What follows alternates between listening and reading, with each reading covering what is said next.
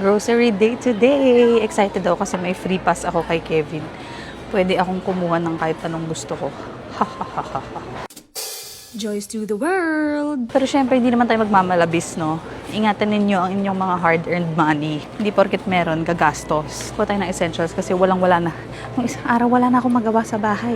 Wala kaming bigas, wala kaming cooking oil. Hindi ko na alam. Ang kagandahan naman sa akin, guys, yung mga mahal na yan, walang appeal sa akin. Hindi ako mahilig sa mahal na chichirya. Parang nauna pa siyang may nakuha. Ang mga trip ko sa buhay. Stick o... Ito pa kinuha niya yung maliit, oh. Dito tayo sa malaki. Iwan mo na kayang boss to buong araw. Ang maganda kasi dyan, yun na bukas. Kasi guys, pinapakunat ko kasi yung stick ko. Mas gusto ko pag ganun. So, nilalagay ko lang siya. Hinahango ko lang siya sa labas. Ang lalim ng boses ko, no? May sipon kasi ako eh. Sorry ah. Uy, yan. Actually, busog kami. So, makakatipid-tipid pa rin. Isa-isa na lang. Ang technique ay kailangan busog na busog ka bago ka mag-grocery para hindi ka kuha ng kuha. Tulad yan, sa totoong buhay, gusto ko ng Pringles pero dahil busog ako, parang hindi ko siya vibe ngayon. Get one na. Pero parang peke eh. Di ba minsan hindi talaga siya yung totoo. Iba yung packaging. Wag na. Bago. Hazelnut ba yan? Yung may sa hazelnut eh. Pero you want? Puro snacks pang ating cart. Tignan nyo. Ito kay Ollie. Tsaka ito. Tulad niyan, andito na tayo sa aisle na paborito ko. Pero dahil busog ako, hindi ako masyadong natitempt. Moby, sweet corn. Dati, grabe. Lagi may sweet corn. Moby ko tayo, Moby. Well, di na rin kami mahilig masyado sa chichirya eh. And I suggest, huwag na rin kayo mahilig sa chichirya. Ano na lang kayo, totoong pagkain. True tea. Kesa bumili ng iced tea talaga. Ay, nakahulog pa nga. Proud ba kayo? Ang tapang ko mag-vlog, no? Nagtatago ako sa likod ni Kevin kasi malaki naman siya. Ayan, o. Dito lang ako sa likod niya. Oo. Yun, o. Ang sarap nito, guys. Ito na ang dinadayo namin talaga sa Unimart. Toyo, suka, patis. Kasi dito lang yung gusto namin na brand. Carp. Ang sarap ng patis ng carp. This is the best patis ever. Hindi malansa kasi it's vegan. Also this, kukuha na ako kasi nahihirapan kami kasi hindi ako makabili kung saan-saan lang. Tsaka mura lang 50 pesos. Galing yung toyo.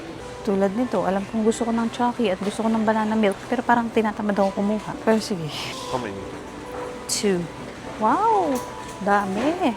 May free pass ako guys pero parang nakaka-guilty pa rin gumastos. Siguro nasanay na ako na di talaga kami pala grocery ng mga stuff. Pero kukuha ko ng cereal. Frosties. And, wow, may M. Honey Stars o Milo? Honey Stars na lang. Kasi masarap kahit walang gatas. Ito favorite alcohol ko. Ang favorite ko talaga yung J&J, yung Johnson's.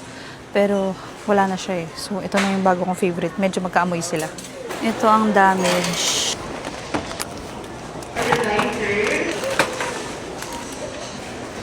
So, all this time, naka-ultra wide pala ako. Ay! Hindi tinitignan. Anyway, halos essentials pa rin naman yung nabili namin. In fairness to us. Ay! Nawawala na ako. Nawawala na tayo. Kung nakikita niyo yung cart, 2 cart. Wow! Strong. O, sige. Paano siya magkakasya sa escalator? Walkalator. Pag hindi kaya, edi hindi. Baka mapahiya pa tayo. Total bill is 9,134 pesos. Siguro 50% doon ay pa rin, essentials pa rin naman. Oo, kasi walang-wala na talaga. Alam niyo naman, luto tayo ng luto. So, ubos na ubos lahat, mga cooking oil and all. So, dati pangarap ko yung mga ref-free stock na sobrang punong-puno. Pero alam niyo, hindi siya sustainable. At pangalawa, hindi siya okay sa health ng tao. Kasi hanggat may pagkain sa ref, kakainin mo yung laman ng ref. So, magtipid. Nahulog ako.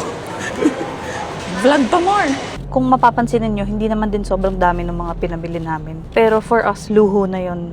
Yung bumili kami ng mga kung ano-anong mga chips, mga ganyan, stick o. Usually, bumibili lang kami ng ganyan pag may bisita.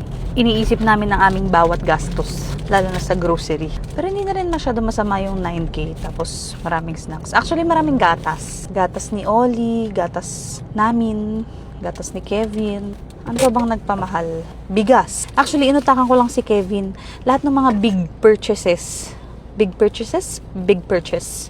Kinuha ko na ngayon. Nilakihan ko na yung Nescafe Gold. Nilakihan ko na yung gatas ni Ollie. Para sa susunod na grocery budget namin, hindi na yun makakabawas. Kasi ang sakit yung Magba-budget ka ng grocery mo, tapos 1.7 gatas lang.